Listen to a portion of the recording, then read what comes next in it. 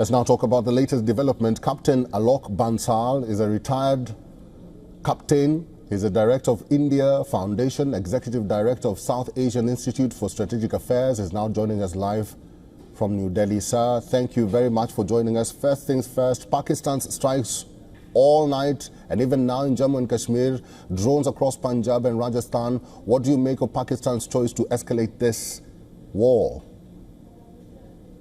See, Pakistan's military has to project to its citizens that it is acting, because Pakistan's military has such a dominance over the body politic of Pakistan.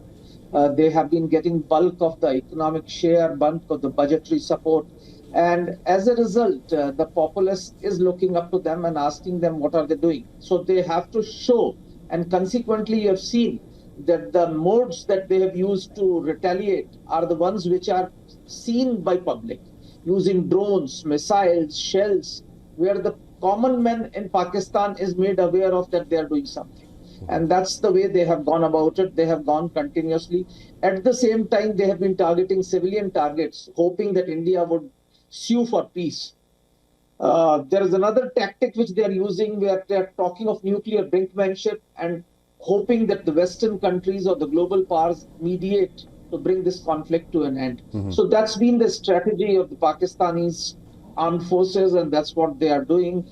We have seen continuous, relentless cross-border attacks using drones, trying to use Hamas tactics, which has not really succeeded in this particular case.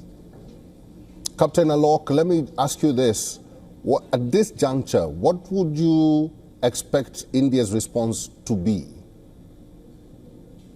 I think India's response would be an attack on their military targets, because those are the targets from where I think these attacks are coming. So India would attack military target. That could be air bases, that could be their military installations, or it could be even their ports.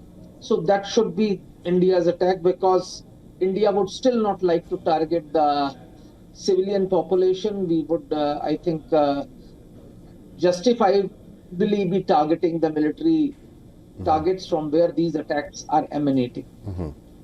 Captain Alok, Pakistan is using, like you mentioned there, missiles and drones in this attack. How do you think India should respond? Should it be fierce in its response?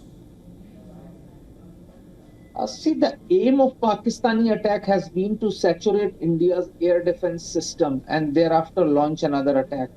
So I personally feel the areas from where these attacks are emanating must be given a crushing blow, so that this sort of an attack does not emanate from there. Because otherwise, targeting small drones by missiles or shells is not a cost-effective option in the long run. Captain Alok, the world is concerned. We've seen a statement from the G7. It says and calls for de-escalation. America is also calling for de-escalation. Who do you think is the rightful person or country to come to a consensus between Pakistan and India? See, at the moment, the US has enormous leverage over Pakistan. They have just sanctioned an IMF tranche for Pakistan. If they want, they can actually arm twist Pakistan to curtail. India's actions have been proportionate, restrained, and we have really not gone for mindless escalation. Pakistan needs to own up at least some responsibility for nurturing terror outfits and using them as veritable instruments of their state policy. All right. I've been talking to retired Captain Alok Bansal. He's the director of India Foundation, executive director of South Asian Institute for Strategic Affairs. Thank you, Mr. Bansal, for talking to us today.